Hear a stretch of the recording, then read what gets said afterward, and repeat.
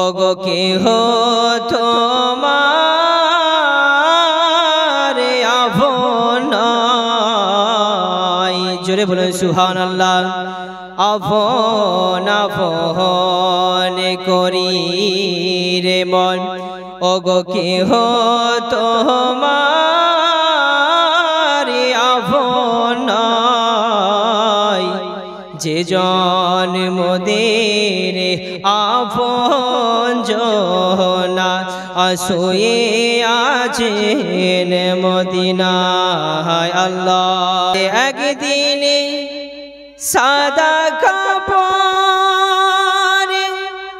পরায়া, ওগো মুর্দার খাটে শোয়ায়া, কবরেতে যাবে রে লয়া, জোরে বলুন। ও একদিন সাদা কাপড়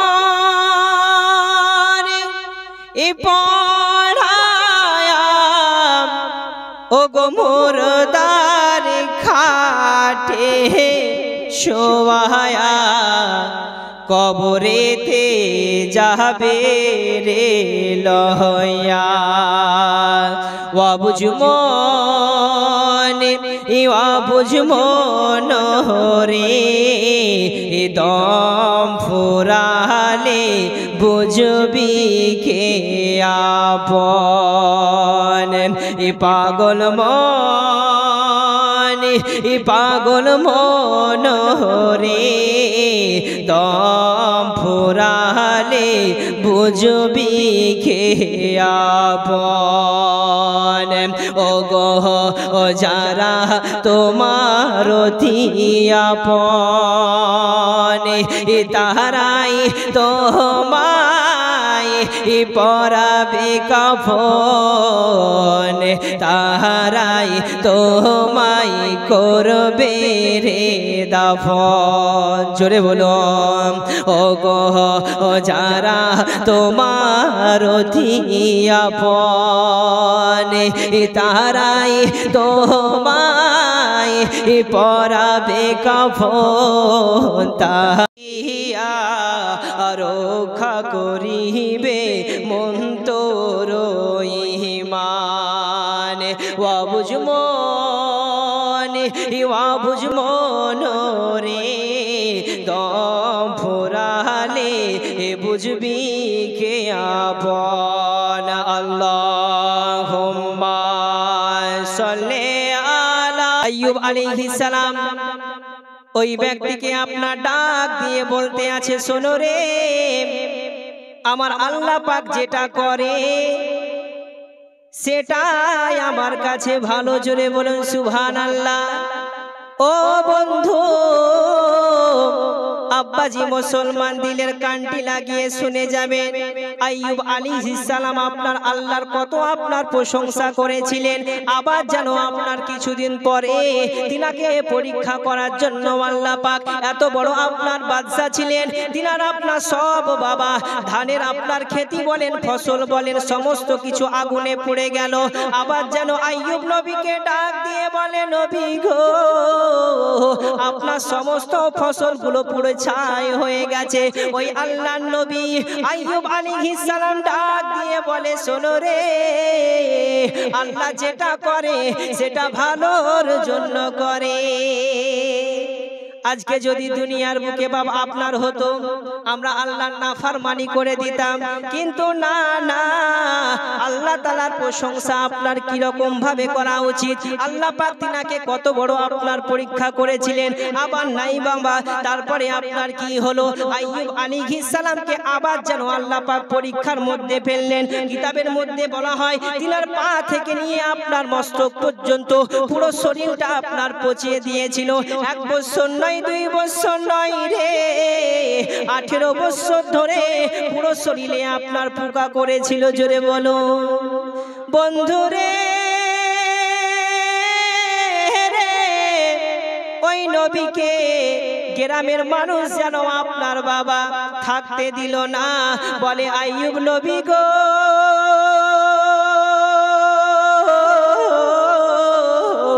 আপনার শরীরের গন্ধতে আমরা গ্রামের মানুষ থাকতে পারি না। আপনি মেহেরবানি করে এই দেশ ছেড়ে আপনি গ্রাম থেকে চলে যান। বন্ধুরে, সেই টাইমে তিনার পাশে আপনার কেউ থাকেনি।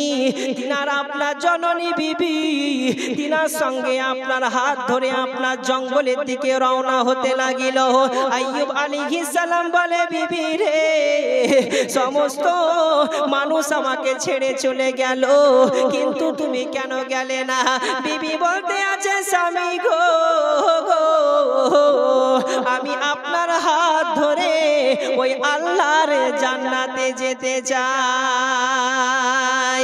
ওগো প্রেম করেছিলেন আইয়ুব নবী, ও গো তার প্রেমেতে রহিমা বিবি গো, জোরে বলুন। প্রেম করেছিলেন আইয়ুব নবী, ও রে তার প্রেমেতে রহিমা বিবি গো, ও গো সারা শরীর ও গো কিড়াই খেলো, তবুও তিনি নামাজ ছাড়েনি, আর প্রেম তো মরেনি রে। জোরে বলেন সুবহানাল্লাহ। আইয়ুব আলাইহিস সালামের আপনার পুরো শরীরটা আপনার পচে গেছে, আল্লাহর কাছে কোনো আপনার শিকায়ত করেনি।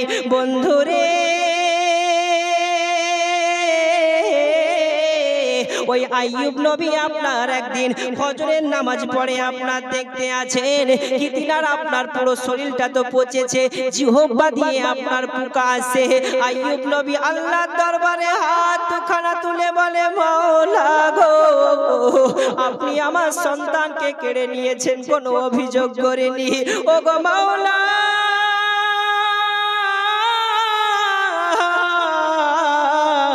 আপনি আমার সমস্ত, আপনি আমার জমিগুলোকে পুড়িয়ে দিয়েছেন। আল্লাহ, আপনার কাছে আমি কোনো শিকায়ত করিনি। ওগো মাওলা, আপনি আমার পুরো পা থেকে নিয়ে মস্তক পর্যন্ত আপনি আমার পচিয়ে দিয়েছেন, আপনার কাছে আমি কোনো শিকায়ত করিনি। ওগো মাওলা, মেহেরবানি করে দয়া করে আল্লাহ আপনি আমার জিহ্বাটাকে বাঁচাবেন না, কেন না আপনি যদি আমার জিহ্বাটাকে পচিয়ে দিন তাহলে আমি আল্লাহ আপনার নামের জিকিরটুকু করতে পারবো না। ওগো প্রেম করেছিলেন আইয়ুব নবী, ও রে তার প্রেমেতে রহিমা বিবি গো, ও গো সারা শরীর ও গো কিড়াই খেলো, তবুও আইয়ুব নবী নামাজ ছাড়েনি, আর আমরা পারিনি রে। ওগো প্রেম করেছিলেন মুসা নবী, ও রে তুর পাহাড়ে গেলেন তিনি গো, জোরে বলো। প্রেম করেছিলেন মুসা নবী, ও রে তুর পাহাড়ে গেলেন তিনি গো, ও গো খোদার আনুরে ও গো পাহাড় জলে মুসা নবী জলে না, জোরে বলেন, আর প্রেম তো মরে না রে। ও নবীর প্রেমিকেরা ও গো দিশেহারা মরণের ভয় করে না, আর প্রেম তো মরে না রে। আল্লাহুম্মা সাল্লাল্লাহু তাআলা আলাইহি ওয়াসাল্লাম। তাহলে চিন্তা করুন, বলা হয়েছে কি হযরতে আইয়ুব আলাইহিস সালামের পা থেকে নিয়ে মস্তক পর্যন্ত কিতাবের মধ্যে আপনার ইখতিলাফ বলেছেন, কোন কিতাবে আপনার বলছে 7 বছর 3 বছর, কিন্তু বেশি আপনার মাশহুর করা হয়েছে তিনার শরীরে আপনার 18 বছর অবধি আপনার এই ঘা ছিল। যদি বলুন, তবুও তিনি এক ওয়াক্তের জন্য নামাজ ছাড়েনি। আর আজ দুনিয়ার বুকে যদি আপনাকে আমাকে হালকা পরিমাণে যদি জ্বর হয়ে যায়, তাহলে আমরা কি বলি? কি আল্লাহ আপনাকে আমাকে দেখতে পারে না, আস্তাগফিরুল্লাহ বলি কি বলি না? কিন্তু না না, আল্লাহ পাক বলে যেই বান্দা বান্দিকে আমি বেশি বেশি করে রোগ দিই, আমি মাওলা ওই মানুষকে বেশি বেশি ভালোবাসি। আল্লাহ পাক যেই বান্দাকে আপনার বেশি বেশি করে রোগ দেয়, আল্লাহ পাক ওই ব্যক্তিকে আপনার বেশি বেশি করে আপনার ভালোবাসে। তো মুআজ্জাজ সামিনে কেরাম বলার উদ্দেশ্য হলো এটাই, তিনি আপনার কিরকম ভাবে আপনার নামাজ পড়লেন, কিন্তু আপনাকে আমাকে যদি কিছু আপনার হয়ে যায়, টাঙে লাগলে আমরা নামাজ ছেড়ে দিই। কিন্তু না বাবা, নামাজ কি জিনিস? আল্লাহর রাসূল সাল্লাল্লাহু আলাইহি ওয়াসাল্লাম আপনার বললেন লিকুল্লি শাইইন আলামুন ওয়া আলামুল ঈমানি সালাত। জোরে বলুন সুবহানাল্লাহ। নবী বলছেন কি হার চিজ কি এক আলামত হতি হে। নবী বললেন প্রত্যেকটা জিনিসের একটা আলামত হয়। যেরকম আপনার বরফের আলামত হচ্ছে আপনার ঠান্ডা হওয়া, আপনার আগুনের আলামত হচ্ছে আপনার গরম হওয়া, নবী আপনার বলছেন কি তোমার ঈমানের আলামত হচ্ছে নামাজি হওয়া। জোরে বলুন সুবহানাল্লাহ। আজকে দুনিয়ার বুকে বাপ সব কিছু আপনার পাওয়া সত্ত্বেও তবুও আপনি আমি আজকে দুনিয়ার বুকে নামাজ আপনার পড়ি না। আল্লাহ পাক এত আপনাকে আমাকে ধন সম্পদ দিয়েছেন, সবকিছু আপনার দিয়েছেন, এত পোশাক পেয়েছি সুন্দর সুন্দর, কিন্তু আল্লাহর নবীর একজন আপনার সাহাবী বলা হয়েছে কি তিনার আপনার শরীরের মধ্যে লজ্জাস্থান ঢাকা ছাড়া দ্বিতীয় কোনো পোশাক ছিল না। জোরে বলুন সুবহানাল্লাহ। কোন সাহাবী আপনার ছিলেন তাহলে চিন্তা করুন। তো আল্লাহর নবী সাল্লাল্লাহু আলাইহি ওয়াসাল্লাম মসজিদে নববীর মধ্যে আপনার নামাজ পড়াছেন, তো দেখছেন কি ওই সাহাবী আপনার তাড়াতাড়ি করে নামাজকে সেরে সালাম ফিরিয়ে আপনার অতি শীঘ্রই আপনার বাড়ির দিকে আপনার চলে যাচ্ছে। বিশ্ব নবী আপনার সাহাবীগণ দেখে আপনার জিজ্ঞেস করতে আছে, ও আমার সাহাবীরা শোনো রে, কি ব্যাপার কি ব্যাপার? আমি কয়েকদিন ধরে লক্ষ্য করে দেখতে আছি মসজিদে নববীতে আমার ওই আব্দুল্লাহ নামক সাহাবী অতি শীঘ্রই নামাজ পড়ে বাড়ির দিকে চলে যায়, তার কি হয়েছে? অন্যান্য সাহাবী বলতে আছে, নবী গো আপনার ওই সাহাবী দুনিয়ার প্রেমে পড়ে গেছে। মায়ার নবী ডাক দিয়ে বলে, ও আমার সাহাবীরা শোনো রে, আমার সাহাবীর নামে তোমরা অন্য রকম কথা বলবে না।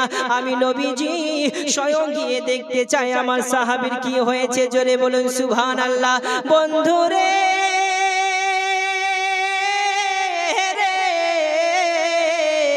ও আমার মা বোনেরা, আব্বাজি মুসলমান দিনের কানটি লাগিয়ে শুনে যান। এবার আপনার কি হলো বাবা? দয়ার নবী মায়ার নবী যেন আপনার টুকটুক করে যেন আপনার ওই সাহাবীর বাড়ির দিকে আপনার আগাতে আপনার আরম্ভ করলো। নবীজি ওই সাহাবীরা আপনার বাড়ির সামনে যেমনই যাওয়া, নবী আপনার সালাম জানালেন বাইরে থেকে, আসসালামু আলাইকুম ইয়া আহলাল বাইত, আসসালামু আলাইকুম ইয়া আহলাল বাইত, আসসালামু আলাইকুম ইয়া আহলাল বাইত। নবী আপনার তিন বার সালাম জানালে রে, কিন্তু আপনার বাড়ির ভিতর থেকে কোনো আওয়াজ আসে না। দয়ার নবীজি গো মায়ার নবীজি মাথাটাকে আপনার নামু করে নবী আপনার বাড়ির গেট থেকে আপনার চলে যায়। যেমনই আপনার দূরে চলে যায় গো, ওই বাড়ি থেকে জানো আপনার ওই আব্দুল্লাহ আনসারী রাদিয়াল্লাহু তাআলা আনহু ওই সাহাবী জানো আপনার গেট থেকে বেরিয়ে নবীকে পেছন দিক দিয়ে ডাক দিয়ে বলে, ইয়া রাসূলুল্লাহ ইয়া হাবিবাল্লাহ, নবী গো ওয়া আলাইকুমুস সালাম ইয়া হাবিবাল্লাহ।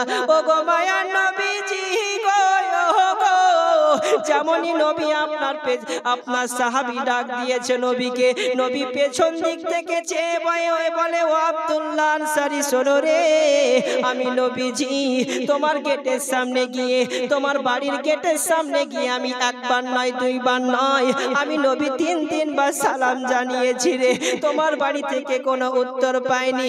ওই সাহাবী আপনার ওজন নয় নে কাঁদে রে, নবীকে বলে, নবী গো আপনাকে আমি কিভাবে বোঝাবো? আমি এমনই অবস্থা বসেছিলাম কি আপনার আমি সালামের উত্তরটুকু দিতে পাইনি। এমন অবস্থায় ছিলাম, সাহাবী কান্না করে বলতে আছে, নবী ডাক দিয়ে বলে, ও আমার সাহাবী আব্দুল্লাহ আনসারী, শোনো রে, তুমি কি কথা বলছো? তোমার কথা আমি কিছুই বুঝতে পারি না।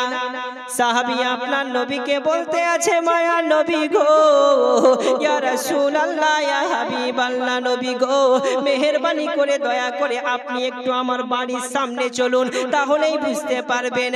বন্ধুরে, ও আমার আব্বাজি মুসলমান, ও আমার মা বোনেরা, একটু দিলের কানটি লাগিয়ে বাবা শুনে যান। ওই সাহাবী আপনার কি রকম সাহাবী ছিলেন? নবী আপনার তিনার বাড়ির সামনে আপনার যেমনই আপনার সামনে আসা, নবী আপনার গেটটা যেমনই আপনার খুলেছে, দেখছেন কি ওই সাহাবীর বাড়ির ভিতরে একটা গর্ত করা আছে।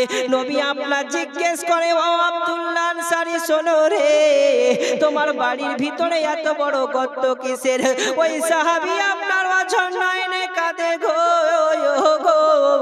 নবীকে বলে, ইয়া রাসূলুল্লাহ, কি করে আপনাকে বোঝাবো নবী গো? নবী বলতে আছে, ও আমার সাহাবী, শোনো রে, তুমি কি বলতে আছো ভালো করে বলো, আমি বুঝতে পারি না। নবী গো, আপনি আমাকে জিজ্ঞেস করছেন আমি কিসের জন্য মসজিদ থেকে তাড়াতাড়ি করে আমি বাড়ির মধ্যে চলে আসতাম। ইয়া রাসূলুল্লাহ গো, আমি মসজিদ থেকে এই জন্য তাড়াতাড়ি করে বাড়ি চলে আসতাম, বাড়ি এসে আমি এই গর্তের মধ্যে ঢুকে যেতাম।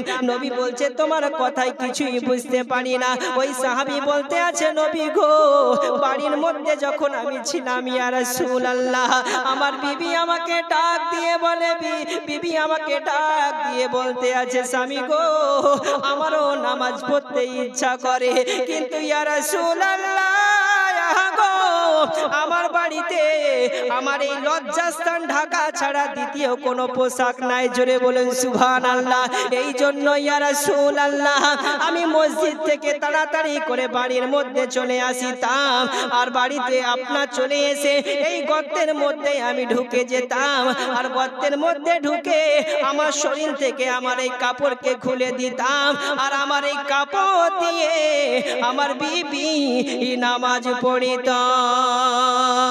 ও গো দয়ালো নবী, প্রেমের ছবি আর আসবে না জগতে। বলেন না বাবা, দয়ার নবী, প্রেমের ছবি আর আসবে না জগতে। অনেক পুরানো গজল বাবা, আর জোরে জোরে আমার সঙ্গে বলেন, ভালো লাগবে।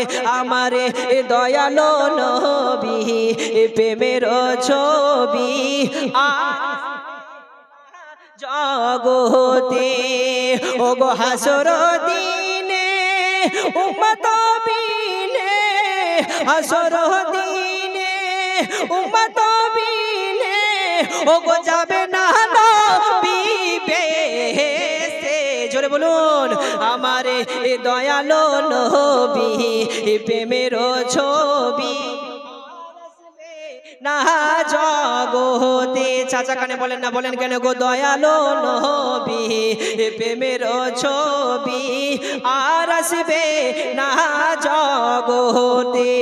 ও গো 63 সাল জিন্দেগি কেটেছে বলে উম্মতি, 63 সাল জিন্দেগি কেটেছে বলে উম্মতি, ও গো এখনো কাঁদে নবী মদিনাতে।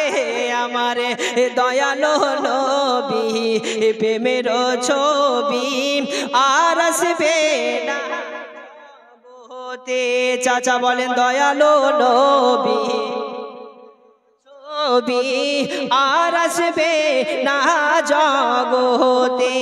ও গো 63 সাল জিন্দেগি কেটেছে বলে উম্মতি, 63 সাল জিন্দেগি কেটেছে বলে উম্মতি, ও গো এখনো কাঁদে নবী মদিনাতে।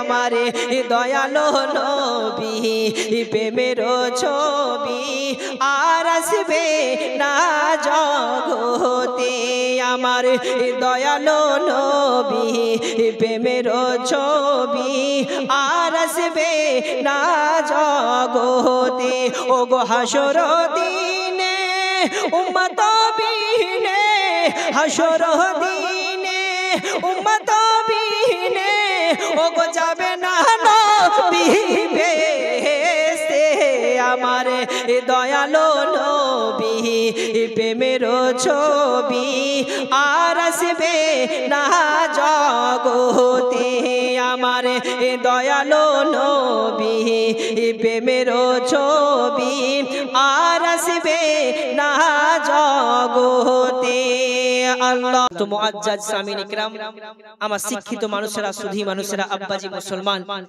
বলার উদ্দেশ্য হলো এটাই, আজকে দুনিয়ার বুকে আপনার আমার একটা নয় দুটা নয় 30-40টা করে জামা থাকছে, তবুও আমরা নামাজ পড়ি না। আর ওই সাহাবীর আপনার বলা হয়েছে কি লজ্জাস্থান ঢাকা ছাড়া বাড়ির মধ্যে কোনো আপনার দ্বিতীয় পোশাক ছিল না, জোরে বলেন সুবহানাল্লাহ। তবু আপনার গর্তে ঢুকে গিয়ে স্বামী এবং স্ত্রী মিলে আপনার নামাজ পড়তো, জোরে বলেন সুবহানাল্লাহ। বন্ধুরে, আপনারা সবাই অবগত জানেন কি আপনাকে আমাকে একদিন না একদিন আপনার কবরে যেতেই হবে। নামাজ এমনই একটা জিনিস, আল্লাহ রাসূল সাল্লাল্লাহু আলাইহি ওয়াসাল্লাম বলেন ক্বালা জাআলু ফি বুয়ুতিকুম মিনাস সালাতিকুম ওয়ালা তাত্তাখিযুহা কুবুরান, জোরে বলেন সুবহানাল্লাহ। আল্লাহ রাসূল বললেন কি তোমরা তোমাদের বাড়ির মধ্যেও नमाज पढ़ो, तुम्हारा घर में भी कुछ नमाज पढ़ा किया करो, घर को कब्र ना बनाओ, जोरे बोलें सुभान अल्लाह। अल्लाह रसूल बोलेছেন কি যেই বাড়িতে আপনার নামাজ হয় না, আল্লাহ রসুল ওই বাড়িটাকে আপনার কবরের মতো বলেছে।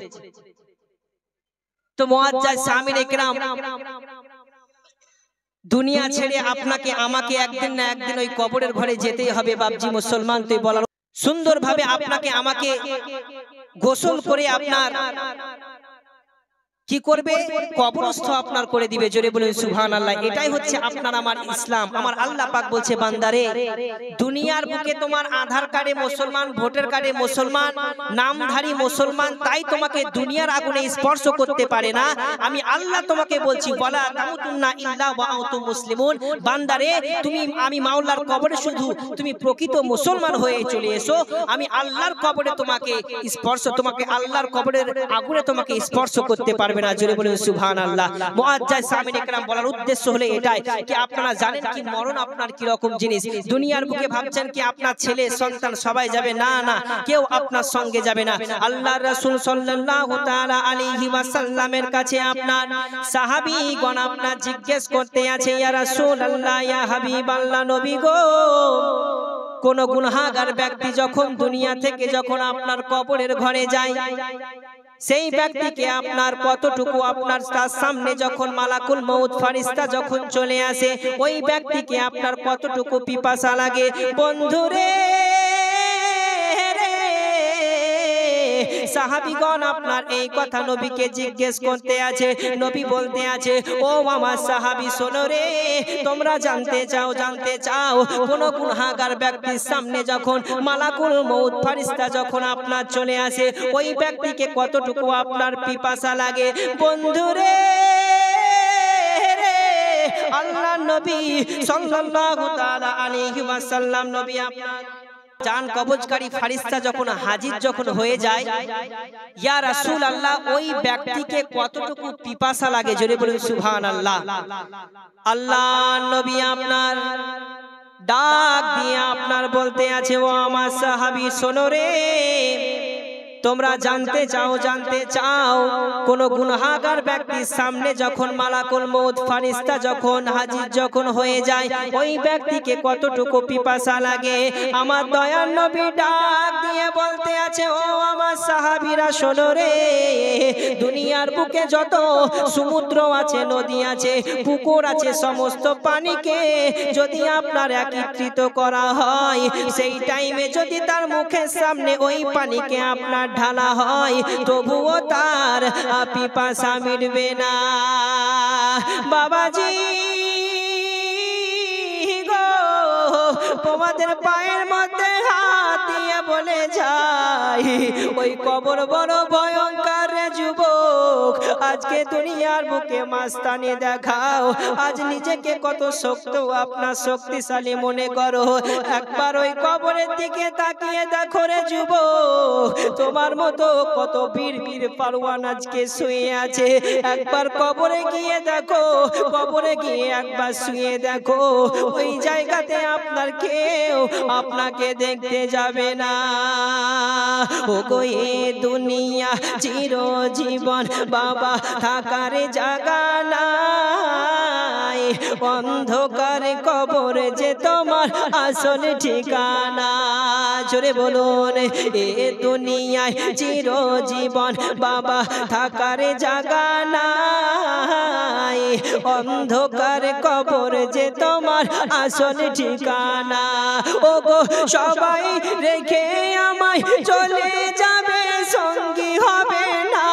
সবাই রেখে তোমায় চলে যাবে, সঙ্গী হবে না। ডানে বামে মাটি আমার মাটির বিছানা, বলেন বলেন, ডানে বামে মাটি আমার মাটির বিছানা। কবর মাঝে মা বাবাকে বাবা দেখা যাবে না, দেখবে যাকে তিনি হলেন শাহে মদিনা। বাবারে দুনিয়ার বুকে আপনার যেই ছেলে মেয়েকে আপনি মাস্টার বানালেন, ডাক্তার বানালেন, ভাবছেন কি আপনার কবরের কাছে গিয়ে দাঁড়াবে? না না না রে, কবরের ঘরে যখন আপনাকে নিয়ে যাবে, ওই 2 দিন কেন আপনার বাহানা বাবা জিয়ারতের মাধ্যমে আপনার বাপের সামনে গিয়ে দাঁড়াবে। যখন জায়গাটা অন্ধকার হয়ে যাবে যুবক, ওই জায়গাতে আর কেউ কোনোদিনও যাবে না। কবর মাঝে মা বাবাকে বাবা দেখা যাবে না, দেখবে যাকে তিনি হলেন শাহে মদিনা। জোরে বলুন, ওগো কবর মাঝে মা বাবাকে বাবা দেখা যাবে না, দেখবে যাকে তিনি হলেন শাহে মদিনা।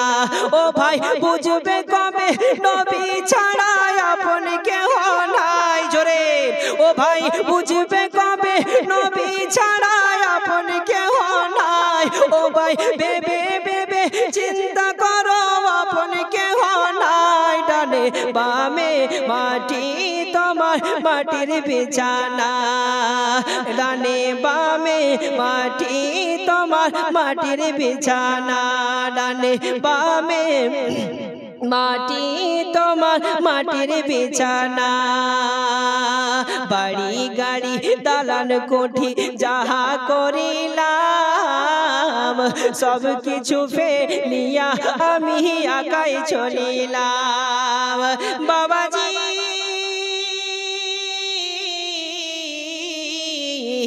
আপনি যেই দিন ইন্তেকাল করিবেন বন্ধুরে, যেই দিন আপনাকে আপনার গেটের সামনে যখন আপনাকে বের যখন করবে যুবক রে, আপনি তাকিয়ে তাকিয়ে সব কিছু দেখবেন, অন্তর আপনার ফেটে যাবে, কিন্তু আপনি কোনো কথা বাবা বলতে পারবেন না।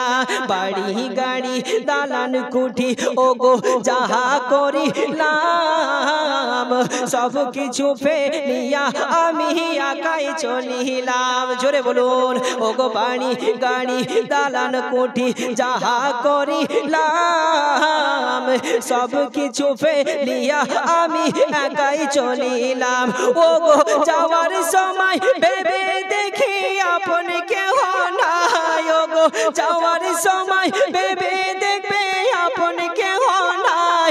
ওগো মনে মনে চিন্তা করো, আপন কেহ নাই। ডানে বামে মাটি তোমার মাটির বিছানা, ডানে বামে মাটি তোমার মাটির বিছানা। কি আল্লাহ পাক কোরআন পাকের মধ্যে বলেন কুল্লু নাফসি যায়িকাতুল মাউত, প্রত্যেকটা নাফসকে আপনার মৃত্যু স্বাদ চাখতে হবে। ওই চাখা আপনার অনেক পার্থক্য আছে, ভাবছেন কি টমাট চাটনি চাখা আর মৌতের স্বাদ চাখা কি? না বাবা, টমাট চাটনি বলেন আপনার আমড়ার চাটনি বলেন, আপনি চাখতেও পারেন না চাখতেও পারেন, কিন্তু আমার আল্লাহ বলছেন কি এই চাখা এমনই একটি চাখা, যতই বড় আপনার চ্যাটার্জি বলেন, মুখার্জি বলেন, ব্যানার্জি বলেন, সবকে আপনার চাখতে হবে। জোরে বলেন সুবহানাল্লাহ। তো মুআজ্জাজ সামিনে কিরাম, এখান থেকে আমার বক্তব্য করলাম ইতি। বলা এবং ভাষার মধ্যে যদি হয়ে থাকে ভুল ত্রুটি আপনাদের কাছে ক্ষমা প্রার্থী। ওয়া মা আলাইনা ইল্লাল বালাগ। আসসালামু আলাইকুম ওয়া রাহমাতুল্লাহি ওয়া বারাকাতুহু। আমার হুজুর স্টেজে উঠবে, তারপর তিনার জন্য একবার সকলে মিলে আপনারা নারে ধ্বনি লাগান, নারায়ে তাকবীর।